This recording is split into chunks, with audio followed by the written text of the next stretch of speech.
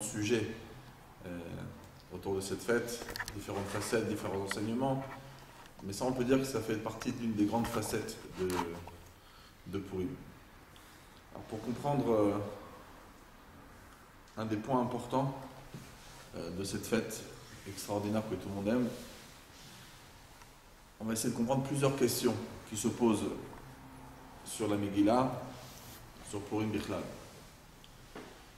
Premièrement, lorsque Achashverosh il fait son festin, Naosh Monimium, 180 jours, un des versets dit qu'il a montré sa magnificence, il a montré sa richesse, et un des versets il va préciser Bet Tiferet Gdulato, il va montrer la magnificence de sa grandeur. Et le mot Tiferet, le Talmud nous dit dans Masechet Megillah, page 12, que ça nous rappelle un verset de Parashat Tetzavé, justement de notre Parasha, qui dit que, en parlant des vêtements du Kohen, c'est marqué aussi le terme Tiferet. Et le Talmud donc raconte que Achashverosh, malgré sa richesse immense, il avait largement un garde-robe Blainara, il ne manquait pas de vêtements, de beaux habits. Il a décidé pendant les 180 jours de festin de se vêtir des habits du Kohen Gadol. Et il faut comprendre pourquoi. Bon, il veut montrer les habits du Kohen Gadol, qu'il les a en possession. Ok, tu fais ça à une apparition, une petite journée, quelques heures. 180 jours avec les habits du Kohen Gadol, il est concentré sur les habits du Kohen Gadol, il ne veut pas les lâcher. Et donc, il faut comprendre cette Gemara, qu'est-ce qu'elle veut dire. Parce que c'est marqué dans la Torah, dans Tetzav, les Chavod ou le Tifaret, et là c'est marqué le Tifat Gdulato. Et ça veut dire que pendant les 180 jours, il a montré qu'il était vêtu des habits du Kohen Gadol, du grand prêtre. Donc ça c'est quelque chose de très étonnant. Aussi, la Gemara dit Vechelim mikelim shonim. Alors, il a montré beaucoup d'ustensiles. Dans le prophète Ezra, c'est marqué que dans les Beth Amikdash, il y avait en tout 5400 ustensiles du Beth Amikdash. Et il avait volé, il avait pris en sa possession les kelim du Beth Amikdash. Et chaque jour, il faisait une démonstration, il venait montrer les kelim du Beth Amikdash. Et le Midrash dit, et la Gemara aussi, elle dit qu'il montrait tous les jours 6 Otsarot. Dans Maseret Shabbat, à la fin de Maseret Shabbat, il y a un père qui s'appelle Mefanim. Et là-bas, on montre qu'un Otsar, il a en général 30 objets. Et il montrait tous les jours 6 Otsar. Un Otsar, c'est 5 objets environ minimum. Et il montrait donc 6 Otsar, ça veut dire 30 objets. Et pendant 180 jours. Parce que si on fait 30 objets fois 180, ça fait exactement 5400. Donc on dirait que même toute sa fête, pas seulement qu'il a mis les habits du Kohen Gadol, mais toute sa fête, il l'a concentrée autour des démonstrations de montrer, de déballer les kelim du temple. Et c'est autour de ça qu'il a fait ses jours de fête. Lorsque ça s'est terminé, c'était 180 jours. Qu'est-ce qu'il a montré, les kelim du Beth Amikdash? Qu'est-ce qui se cache derrière tout ça? Quelque chose de très étonnant. Il y a une autre chose qui est très étonnante à Purim, c'est le minak qui est apporté dans le Maharil, apporté dans le Rama. C'est qu'à Purim, on doit se mettre avec les habits de fête, de Shabbat. Alors, lorsqu'on connaît bien la halakha, on sait très bien que pour les fêtes comme Shabbat et Yom Tov, on a Kavod et Oneg. Il y a Kavod et Oneg Shabbat, il y a Kavod et Oneg Yom Tov. On voit ça dans Siman 242 du Shulchan Aruch Ilchot Shabbat, Siman Tafkuf Raftet Ilchot Yom Tov. Et donc, dans Yom Tov, il y a aussi la Simcha en plus, mais il y a aussi Kavod. Le Kavod, c'est d'avoir des beaux vêtements. Comme Rabbi Yochanan, il appelait ses vêtements Marbduta. comme on dit dans le Mahamar du mariage. Ça veut dire que les vêtements, c'est demandé lorsqu'on a un devoir de respecter le jour. Le jour de Purim, il y a peut-être une grande simcha qui est demandée, mais il n'y a pas kavod et oneg le jour de Purim. Comme il n'y a pas kavod et oneg le jour de Hanouka. Hanouka, tout le monde s'habille en vêtements normaux de semaine. Par contre, Purim, c'est a priori comme Hanouka, il n'y a pas les mêmes drishot que Yom Tov et Shabbat, et pourtant, il y a une coutume de se mettre avec des vêtements de Shabbat. Pourquoi? Qu'est-ce qu'il y a de spécial Purim pour qu'on doit mettre des vêtements de Shabbat? Également, puisqu'on parle de vêtements, il y a ce minag de tarposet, de déguisement à Purim. À tel point que le Ramon il va même assez loin dans sa permission de... Ça peut frôler des fois l'otilbach, l'interdit qu'un homme met des habits de femme. Alors c'est vrai qu'aujourd'hui la coutume elle est d'être mahmir, comme le rabbi l'a mis dans les lettres, au nom du bar, etc. Mais quand même, l'importance d'aller se déguiser jusqu'à montrer, parce que lorsqu'on se déguise, on montre une autre apparence. On est méconnaissable. Mais d'aller s'habiller même dans le contraire, c'est-à-dire un homme qui met des habits de femme, etc. Là c'est vraiment un gros shaker qu'on essaye de montrer. Toute la tarposet. Tout le déguisement est considéré comme un petit peu un petit mensonge. On essaye de montrer ce qu'on n'est pas. Ressembler à quelque chose qui ne représente pas. Et donc, il faut comprendre que c'est quoi ce minag. Est-ce que c'est simplement un minag sympathique pour faire rire les enfants? Là, il dit Magitaora Vesimcha, où il y a quelque chose de profond dans ce inyan-là. Bien sûr aussi, Akadosh Baruch Hu, dans la Megillat Esther, il est bien dissimulé dans toute la Megillah, il est bien actif dans toute la Megillah, et pourtant son nom n'est pas mentionné une seule fois. Il n'y a pas une seule fois ni le Shem Elohim, ni le nom Yud Kevavke dans la Megillat Esther, et ça aussi, ça demande explication. Pourquoi? On sait que les habits du Kohen Gadol, ils avaient pour but pas simplement d'avoir des vêtements pour servir les travaux du Beth Amikdash. Il y a des vêtements simples, il y a des vêtements du Kohen Gadol et 8 vêtements. C'est pas simplement ça. Ils avaient aussi, comme beaucoup d'accessoires, comme beaucoup de choses du Beth Amikdash, ils étaient là pour nous faire le shalom avec Akadosh Baruch Hu. En deux mots, pour nous faire pardonner nos fautes. Et donc dans le Talmud, on peut voir que chaque vêtement du Kohen Gadol, il avait pour but de pardonner un détail des avonot, des péchés du Ham Israël. Il y a 2 sugiot là-bas qui parlent de ça dans le chasse. Il y a dans Masechet Arachin, dans Laftet Zayin, dans la page 88 de Masechet Zvachim. On peut voir là-bas les sugiot qui parlent de ça, qui énumèrent ce vêtement c'est pour ça, ce vêtement c'est pour ça. Et ce qui est intéressant, c'est que le tzitz qui était sur le front du Kohen Gadol, avec le nom d'Hachem, celui-là, il s'est marqué qu'il vient pardonner Azut Panim. Ça, c'est le terme dans Masechet Zvachim, page 88, Azut Panim. Et dans Masechet Arachin, Tetzain, là-bas, c'est Maase Azut Panim. Bon, c'est un petit différence de l'échonot. Azut Panim, c'est en vérité une personne effrontée, comme on dit, qui est chutzpan. Ça veut dire qu'il est culotté, qui est complètement chutzpan. Comme on dit en général, une personne en face de son créancier, il n'est pas censé mentir. En adam meis panav bifnei baal chovo. Et ça vient pardonner, le titre c'est venez pardonner Maaseh Azepanim. Alors qu'est-ce que ça veut dire Maaseh Azepanim et quel rapport avec Purim? C'est que le verset il dit La Yudim Aïta Ora Vesimcha Vesason Vikar. On le lit dans l'Avdallah, tous les mots de Shabbat. À chaque fois qu'on fait Avdallah Bichal. La Yudim Aïta Ora Vesimcha Vesason, tout le monde connaît la Gemara dans page 16 de Maseret Megillah qui dit La Yudim Aïta Ora Zutora Vesimcha Zebeetzem Yom Tov Vesason Zemila, Vikar et Lutfilin. Ça veut dire que le verset, en vérité, c'est un des versets les plus importantes de la Megillah, parce que c'est la joie du Nes qui éclate. La Yehudim, Aïta, Ora, Vesimcha, Vesasson Vika, c'est vraiment l'apogée de la Megillah, au niveau de son Nes, et au niveau du résultat du Nes. Et ça se termine par quoi? Vikar, Ilut Filin.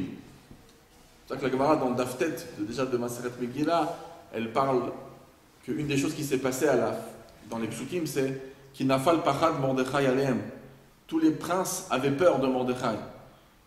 Et le Mancha sur place, il dit de quoi ils avaient peur? Ils avaient peur de cette tefilin. Ils sortaient avec les tefilin et ils avaient peur en regardant les tefilin, comme la Gemara dit dans Maseret Brachot, Ve'aro kol ha'me'aretz ki shem Hashem nikra lecha ve'yaru memeka elu tefilin shebarosh. Et la Gemara dit dans Maseret Shabbat Daf Yud Bet, elle fait une comparaison entre le tzitz et les tefilin. Là-bas, c'est marqué que si déjà les marchavot, ils doivent être contrôlés du Kohen lorsqu'il a le tzitz sur la tête parce qu'il a marqué une seule fois le nom du Yud Kevavke. Imaginez-vous combien notre tête elle doit être concentrée lorsqu'on a les tefilin sur la tête. D'avoir des pensées qui soient propres, pures, concentrées. Lorsqu'on n'a pas une seule fois le Yud Kevavke. On a plein de fois Yud Kevavke dans les tefilin chez Barosh. Et comme ça, comme elle dit Kavachomer. Si là-bas il y a une askara, Kavachomer, il y a shkama askarot. Si plusieurs fois le nom d'Hachem il est mentionné. Donc, déjà, il y a une comparaison entre le tzitz, même en kol sheken, comme on dit d'ailleurs avominadim yot kanidon, entre les tefilin et le tzitz. Donc, les tefilin, ça fait partie donc, de Purim, parce qu'on dit Vesasson Vikar et le tefilin, donc il y a un kesher avec Purim et les tefilin, on va essayer de comprendre pourquoi. Et ça va être cachour aussi au Maaseh Azepanim, puisque le tzitz, il est comparé au tefilin, et le tzitz, il est mechaper sur le Maaseh Azepanim. Donc on va essayer de comprendre Be'etzem toutes ces questions. Et la dernière question qu'on va essayer de comprendre, c'est pourquoi, à chaque fois qu'on fait Havdalah, on doit dire cette phrase de la Megillah. La Yehudim, Aïta, Ora, Vesimcha, Vesasson Vika. Bon, franchement, c'est pas une super joie lorsque Shabbat y sort. Shabbat il sort, quand on est pendant Shabbat, c'est la simcha, c'est la joie, c'est le oneg. Là, on a la semaine qui arrive en pleine figure. D'un seul coup, on passe à Mavdil ben Kodesh lechol, ben Or lechosher, ben Israël l'amin. On passe du coq à l'âne, cette fois-ci de la Gdusha au Chol, et on dit cette phrase de la Megillah. Pourquoi? Alors, tout ce que je vais expliquer, bien sûr, c'est basé sur quelques sikhot du Rabbi, Mirtavim et des Mamarim. J'ai fait un petit peu un raccrochage de plusieurs sujets ensemble. Et je vais simplement rajouter une dernière question, je crois que ça fait la 8e. C'est que le Gemara dit qu'il y a 3 fois dans tout le Tanakh, dans toute la Bible, avec les Nevim et Ktuvim, où il y a marqué le terme Venishma. Naaseh Venishma, c'est un. Venishma Pidgam Amelech Asher Yaaseh Bechol Machluto. Et il y a Venishma Bevo El HaKodesh. En tout et pour tout. Dans le Tanakh, il y a marqué 3 fois Venishma. Est-ce qu'il y a un kesher entre tous ces nishma? Puisqu'il n'y en a que 3, est-ce qu'il y a un kesher? Alors, Be'etzem, dans la Chassidut, c'est expliqué que dans notre Olam, il y a 2 facettes. Il y a la facette profonde et il y a la facette extérieure. Ce qu'on appelle la pnimiyut et la chitzoniyut. Même dans les mondes supérieurs, il y a pnimiyut olamot, chitzoniyut olamot. Et sur Terre aussi, il y a pnimiyut et il y a chitzoniyut. Alors des fois c'est divisé d'une certaine manière, mais très souvent c'est expliqué la chose suivante. Pour Chassidut, on explique énormément que la signature de Dieu qui est sur la terre, elle appartient plutôt à Elohim. La preuve, c'est que c'est marqué pendant 32 fois, pendant que Dieu est en train de créer le monde, c'est marqué Vayomer Elohim, Yeyor, Vayomer Elohim, Tatchar Deshe, Vayomer Elohim, à chaque fois, Vayomer Elohim. Pas une seule fois Yud Kevavke, qu'à la fin du 6e jour, lorsque Dieu résume Maaseh Bereshit, il dit Beyom Asot Hashem Elohim Eretz Veshamayim. Mais ça veut dire que tout le temps c'est Elohim. D'un autre côté, David Amelech, il dit dans le Teilim, à la fin du Teilim, Ya'alelu et Shem Hashem, ki utziva venivrao. Louez le nom de Yud Kevavke parce que c'est lui qui a ordonné, qui nous a créés. Mais c'est marqué Bereshit bar Elohim, c'est tout le temps Elohim, et d'un seul coup c'est Yudke Vavke. C'est pas une contradiction. Il y a la partie officielle et la partie officieuse. La partie officielle, celle qu'on voit extérieurement, c'est Elohim. C'est pour ça que Elohim, c'est la valeur numérique, tout le monde sait, 86 de Ateva, de la nature. La nature, elle voit l'Hachem. Une des manières, quand je dis elle voit l'Hachem, c'est que à première vue. Mais si on réfléchit très très vite, au contraire, elle peut nous montrer Dieu. Mais en tout cas, à première vue, la Teva, la nature, ce système automatique qui a l'air de fonctionner coûte que coûte, sans aucune manifestation directe de Dieu, on sait très bien dans 7 jours à quelle heure le soleil va se lever exactement. Et tout le monde va être des prophètes ici. Ils vont tous marquer le lever du soleil 6h27 et ça va se passer comme ça. On peut même le marquer, le lever du soleil du 25 juin 2032. Et on le sait déjà. Donc c'est une machine qui fonctionne et qui a priori voit la Kadosh Baruch Hu. C'est pour ça que la Chassoud elle dit que le mot Teva, c'est vient du terme Tube'u Beyamsouf, c'est-à-dire noyer dans le Yamsouf. Elohim, il vient noyer un petit peu le Yudke Vavke. Mais c'est sûr que l'acteur principal du monde, c'est Yudke Vavke, c'est la puissance infinie de Dieu qui crée le tout et qui agit à chaque instant, et pas la partie limitée de Dieu, par la partie voilée de Dieu. Donc c'est pour ça que David Ameller d'un côté il dit Yalelu et Shem Hashem ki utziva venivrao, parce que c'est clair que l'acteur, le vrai acteur, c'est Yudke Vavke, mais qui est sur le terrain, qui on remarque sur le terrain, c'est plutôt Elohim. Et donc, sous l'emprise de Elohim, sous le domaine de Elohim, dans la partie extérieure des mondes, ce qu'on ressent, et bien, là-bas, il y a des choses qui sont chol, il y a des choses qui sont profanes, a priori qui n'appartiennent pas au domaine de la sainteté, au domaine de la Kedusha. Très souvent, la partie extérieure, on peut l'appeler les levushim, les vêtements. Parce que quand on parle de pnimiut et chitzoniut, de côté profond et de côté extérieur, on peut parler de meloubash et de levush. Le levush, c'est ce qui représente le côté chitzoni. La même chose, lorsqu'on parle de kelim, orot ve kelim dans Chassidut, la lumière et le réceptacle. Le réceptacle, c'est le côté extérieur. Donc les levushim et les kelim, on peut les appeler le côté chitzoniut, le côté extérieur, apparent.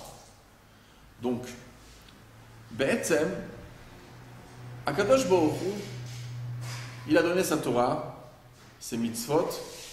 Il y a des choses qui appartiennent directement à la Kedusha. La Torah, les mitzvot, ça ce sont des choses que c'est des ordres divins, ils sont kadosh à la base. Et donc ça appartient à Dieu d'une manière flagrante. C'est pour ça qu'on dit mitzvot Hashem. À chaque fois on parle des mitzvot, on parle très souvent dans le Kriyat Shema, les mitzvot Hashem, les mitzvot de Yudke Vavke. Ça appartient au domaine de la Kedusha, c'est Pnimiut HaOlamot, ça appartient à Dieu directement. Il y a les traces de Dieu, c'est des mitzvot de Dieu. Par contre, on a un côté dans le mot Lamazé qui est chitzoni. Même chez un juif, quand il mange, quand il dort, quand il fait du business, toutes ces parties-là, ce sont Nyané Reshut. Nyané Reshut Kaverol, ça veut dire des choses qui sont permises, mais qui ne sont pas Kedusha. Et cela, en vérité, lorsqu'on travaille, on pourrait utiliser le même domaine, les mêmes façons de fonctionner que travaillent d'autres nations. On pourrait manger de la même manière que les nations mangent, etc. Et nous, on dit non. On dit Bechol darkecha da'eu. Shlomo Melech, il dit non, dans chaque chemin, je connais Dieu. Kol ma'asecha leshem shamayim. Et là, en vérité, la klipa, et ce qui est représenté dans la Megillah, la klipa, c'est Achashverosh. Aman, tous ces personnages-là de klipa, en vérité, ils vont venir dire non, ça ne vous appartient pas, ça. la Gdusha, hein, elle vous appartient peut-être. Faites Torah, faites mitzvot, faites ce que vous voulez dans votre Beth Midrash ou dans votre shul. Mais quand vous êtes dans le monde du business, quand vous êtes dans le monde des affaires, lorsque vous êtes en train de manger, marcher dans la rue, ça m'appartient. Ça, c'est pas à vous, ça. Comportez-vous comme nous on se comporte dans le business. Faites manger comme nous on mange. Ça appartient. C'est le Chitziut Olamot. Ok, le Gan Eden il est pour vous, et l'Olam Hazé il est à nous. Et donc, qu'est-ce que fait Achashverosh? Il essaye de faire, dans le côté Rouchani du Inyan, après on va voir que c'est même pas tout de l'histoire de la Megillah, mais dans le côté profond, il prend les vêtements du Kohen Gadol. Le mot vêtement veut dire la partie extérieure des mondes. C'est les Levushim. Les Levushim, il dit, c'est pas Kadosh, c'est Chol, ça m'appartient. Vous dites, Bigde Kodeshem. Vous dites, c'est des vêtements Kadosh, les vêtements du Kohen Gadol. Moi, je ne dis pas que c'est Bigde Kodesh. Moi, je dis, c'est des Bigde Chol. Tout ce qui est Levush, ça nous appartient. Donc, ici, Achashverosh, pendant les 180 jours, il essaye de faire passer un message. Il leur dit, oubliez, ok, vous êtes des gens de Torah, mitzvot, mais venez fêter avec nous des choses. Venez à table. Venez vivre un peu la manière chitzoniot des mondes, parce qu'elle nous appartient. Donc il prend les vêtements kadosh, il dit non, les vêtements c'est pas kadosh. En d'autres mots, nous on dit Hashem ou Elohim. Ça veut dire que même la partie extérieure, elle n'est pas moins kadosh que la partie intérieure. Et donc, nous, on proclame à Yom Kippour 7 fois Hashem Elohim, on va comprendre pourquoi 7 fois. Mais, eux, ils veulent dire non, il y a Elohim et il y a Yudke Vavke. Elohim, ça c'est notre Reshutano, c'est la partie où Dieu il est caché, laissez-nous faire, c'est dans notre possession. Il y a la partie où Dieu il se manifeste, ça c'est Yudke Vavke, ça c'est Petit Muta la mort, c'est quand vous êtes dans votre Beth Midrash, dans votre shul, etc. Mais venez fêter avec nous, baissez votre garde un petit peu. Venez le loisir, le dimanche, on se promène, etc. Venez faire comme nous. Faites les mêmes repères que nous. Et donc, Achashverosh, il dit, les habits du Kohen Gadol, je les mets, parce que je vous montre que les habits, c'est pas Kadosh, les habits, c'est Chol. Ça m'appartient. Les Kélim, ça représente aussi la partie extérieure des mondes. Vous dites que les Kélim du Beth Amikdash, ils sont Kadosh. Ils sont Ugdash, les Mikdash. Moi, je vous dis, non, c'est Chol. Moi, je les utilise. Quand je fais ma fête, je sors les Kélim de Beth Amikdash. Donc, il est en train de proclamer que la Chitziut Olamot, elle lui appartient. Donc, c'est pour ça qu'il représente ça par les Levushim, que vous êtes Toen qu'Hashem Elohim, donc vous êtes Toen que les Levushim, les vêtements, ils sont Kadosh. Moi, je vous dis que non. Vous êtes Toen qu'Hashem Elohim, que les Kélim, ils sont Kadosh. Moi, je vous dis non. Etc. Donc, ça, c'est Be'etzem, la Ta'ana d'Achashverosh. Purim, toute l'histoire de la Megillah, elle nous manifeste clairement que c'est faux. A priori, ici, si je prends chaque partie de la Megillah à part, je l'isole, il n'y a rien d'impressionnant. Il n'a plus de femme, il se marie avec une femme. Bon, cette femme, c'est Esther.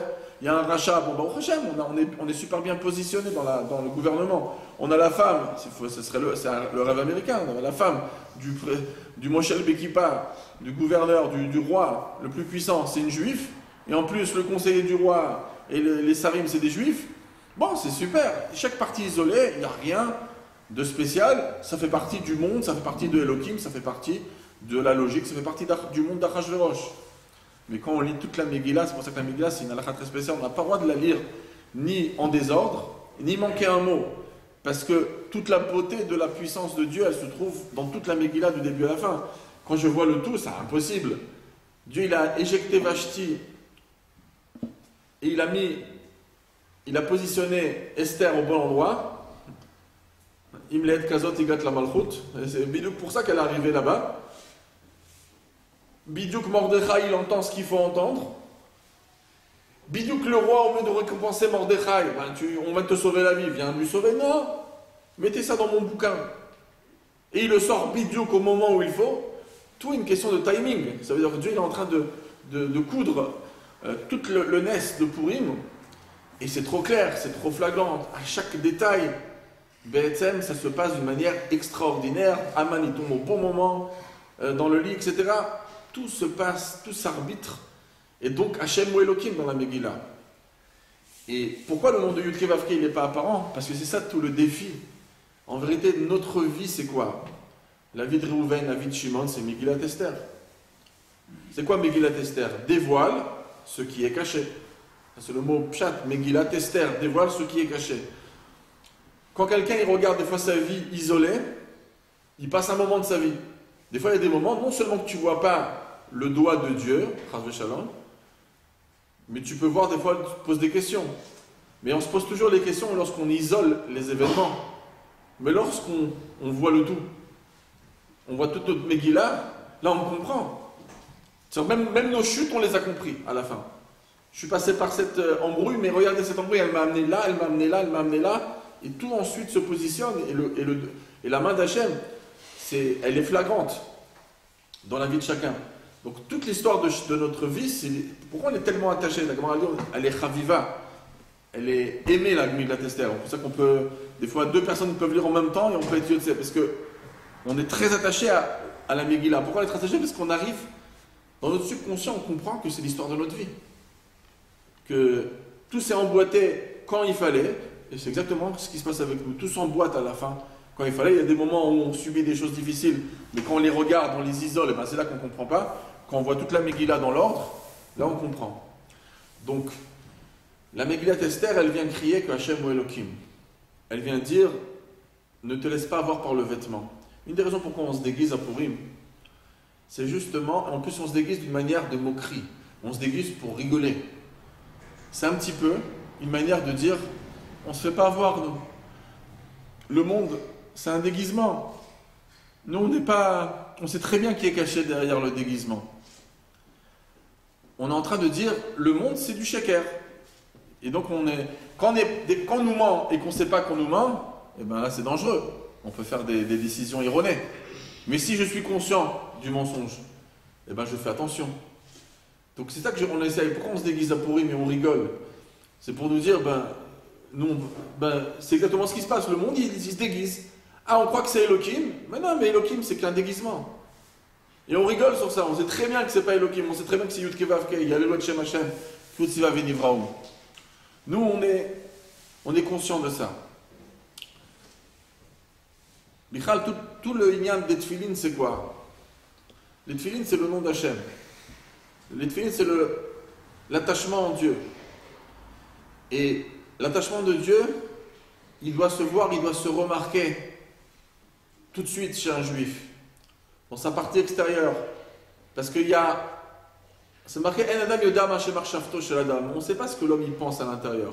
Mais quand une personne, elle montre les tefilin, elle montre quelque chose qui l'attache à Dieu. Et c'est pas quelque chose, c'est pas caché sous les bras. C'est en face de tout le monde. Les tefilin, ils sont en face. Verao kol ha'me'aretz ki shem Hashem nikra lecha. Ça aussi, c'est une manière de dire Hachem ou Elohim. C'est de dire que, d'une manière flagrante, Dieu, il est présent en moi. C'est pas simplement dans ma pnimiout que Dieu il est présent quand je suis à la synagogue, quand j'étudie. Il est présent en moi, même à l'extérieur. Tout le monde peut voir ça. Verao kol ha'me'aretz ki shem Hashem nikra lecha. Même les goïms, ils sont capables de voir en vérité Akadosh Baruch Hu qui est sur moi. Et c'est quoi Be'etzem que les tzitz, les tefilin, en vérité ils vont pardonner sur Azut Panim ou Maaseh Azut Panim. Maaseh, c'est au contraire, c'est le côté extérieur des mondes, c'est le côté Maaseh. C'est quoi la Azut Panim? La Azut Panim, c'est qu'un juif, Baruch Hashem, il est croyant. Et Dieu lui a montré noir sur blanc que c'est lui qui s'occupe de son dossier du début à la fin. Tu sais très bien que c'est Dieu qui t'a marié, tu sais très bien que c'est Dieu qui t'a fait réussir, tu sais très bien que c'est Dieu qui t'a guidé tes pas. On est tous au courant de ça. On le sait très bien, on le croit, on raconte des histoires à nos enfants, des Maaseh Tzadikim, d'Ashkitra Pratit extraordinaires. On est tous au courant de ça. Et malgré ça, malgré qu'on est tous au courant, lorsque des fois on a une mauvaise nouvelle financière, on a une petite épreuve qui se passe, on perd directement les pédales. On commence à s'inquiéter. Quelqu'un il reçoit un papier de son patron qu'il a été licencié. Comme je dis souvent, c'est pas Dieu qui t'a envoyé un papier pour dire qu'il est licencié. que Dieu il s'occupe plus de toi, ou tu as reçu une lettre de Dieu qui s'occupe plus de toi, il t'a fait manger avant ce patron, il te fera manger après ce patron. C'est tous des shluchim, c'est tous des émissaires de Dieu. Arbe shluchim la makom. Si c'est pas lui, ce sera un autre, etc. Quand tu pensais que le chèque que tu recevais à la fin du mois, c'était cette personne qui te l'a donné, ça a toujours été Dieu qui te l'a donné. Comme le prophète Ragai dit, Lia Kesef, Velia Zahav, Neum Hashem. Ça appartient à Dieu. Le virement bancaire, c'est Dieu qui te le fait, c'est pas ta banque, c'est pas le patron. Ça, c'est des marionnettes. C'est des shluchim de Dieu. Donc concrètement, un juif, à partir du moment où dès qu'il y a une épreuve, il perd les pédales, et il rentre dans des angoisses, des sueurs froides, c'est un maaseh azut panim. C'est de la chutzpah. C'est de la chutzpah, on n'arrive pas à s'imaginer, mais c'est Dieu, qu'est-ce que tu crois? Tu vas entendre une nouvelle, mais tu n'as pas entendu que Dieu il t'a abandonné. Alors de quoi tu as peur? Quoi, tu as cru que c'était lui qui te donnait la parnassa? Mais c'est chutzpah, avec toutes les preuves que Dieu t'a mis. Dieu s'occupe de toi du début à la fin, et tu te permets d'hésiter et d'avoir peur, d'avoir des déagotes. Donc ça, c'est ce qu'on appelle le tzitz, quand Hachem il est clair, pas simplement à l'intérieur de toi, même sur ton front. Dans Chitzut Elamot, tu ressens Hachem, tu vois Hachem, c'est mechaper sur le maaseh azepanim. Ces choses-là, ils ne doivent plus recommencer. Bichlal. Pourquoi on fait ça à l'Avdallah, la Yudim Aïtaora Vesimcha Vesandvikar, le message de Purim? Parce que quand la Chassut elle explique, Shabbat, le domaine du Yud Kevavke, il domine. Toute la semaine, on peut se faire avoir par le déguisement du monde, et on peut se laisser avoir par Elohim, par le déguisement d'Elohim. Mais quand Shabbat y rentre, la Kabbalah elle dit, c'est une explication beaucoup plus profonde de ce qu'on pense. On dit Vayechal Elohim, Dieu a terminé le ciel et la terre. La Chassut elle dit Vayechal Elohim, Elohim il s'est terminé. Le mot Vayechal, c'est pas que Elohim l'a terminé, mais il s'est terminé. Dès que Shabbat y rentre, on ne voit plus Elohim. Shabbat l'Hachem. Shabbat c'est Yud Kevavke. C'est marqué dans les psukim. Shabbat, un juif qui fait Shabbat, il ressent Hachem. Dans cette fila, il a le temps pour rendre mizmor shir le yom Shabbat, tov leodot l'Hachem. Parce que quand on est dans la vie tumultueuse, on n'a pas le temps de remarquer tout ce que Dieu nous fait. Quand le stress de la vie s'arrête un petit peu, on retrouve nos esprits, et là, tov leodot l'Hachem. On arrive à revoir Yud Kevavke. Et on vit Yud Kevavke d'une manière continue pendant le Shabbat. Mais dès qu'on arrive à l'Avdallah, là, c'est un gros problème. Elohim, il arrive, il revient, le déguisement revient. Et là, un juif, il vient, il proclame. Il dit non, je ne me laisserai pas avoir. La Yehudim, Aïta, Ora, Vesimcha, Vesasson, Vikar, le message de la Megillah, je le prends. Pourquoi on fait cette fois Hashem ou Elohim à Yom Kippur? Il y a beaucoup d'explications dans le Sidut, les Dargot, de Zer Anpin, etc. Mais Alpi, une des explications de Chassidut, c'est que Hachem ou Elohim Shabbat c'est pas shoot. Mais est-ce que Hachem et Elohim aussi dimanche, lundi, mardi, mercredi, jeudi, vendredi, ça c'est pas shoot. Et c'est pour ça qu'on dit Hachem ou Elohim Shabbat, Hachem ou Elohim Yom Rishon, Hachem ou Elohim Yom Sheni. On dit Hachem ou Elohim pendant tous les jours de la semaine. Nous on ne se fait pas avoir par ça. Yom Kippur, quand tu arrives au plus haut niveau de la vision, un juif il ne se laisse pas avoir. Et à chaque fois que Shabbat, il sort, on arrive toujours à la même conclusion que la Yehudim Aïta Ora Vesimcha Vesandvikar et l'Utfilin chez Baroche. Les Tfilin, c'est quoi? C'est le message. Le Yud Kevavke, il n'est pas en moi, il est même à l'extérieur. Jusqu'à que même les nations, ils peuvent voir. Je dégage. Quand dans mon travail, je montre comment les vêtements, les vêtements c'est Kadosh. Moi-même, quand je travaille, c'est les Shem Shamaim. Même un non-juif, il ressent Dieu quand moi je travaille. Dans ma vie, comme très souvent le rabbi disait, tu vas voir des fois un gars et tu lui dis, c'est où l'Est? Parce que je dois prier vers Jérusalem. Tu es en train de faire passer un message à un goy. Tu lui dis, on doit prier à Dieu, c'est où l'Est? Etc. Au contraire de se cacher, de se camoufler et de dissimuler notre judaïsme. On le montre. On montre notre croyance en Dieu, on montre dans notre manière de parler, avec le derech qu'on parle, comment on mentionne, on dit merci Hachem, grâce à Dieu, etc. Il faut dévoiler, il faut montrer la émouna. On doit dégager, parce que les vêtements, ils sont aussi kadosh. Hachem, ou Elohim, mais ça c'est un des grands messages de la fête de Purim, donc באמת sur des gashmiot, la Yudi Magita Ora, Vesimcha, Vesesson Vikar. On a passé là? Ah bon. C'est magnifique. Ouais. En fait, c'est comme Purim. Hachem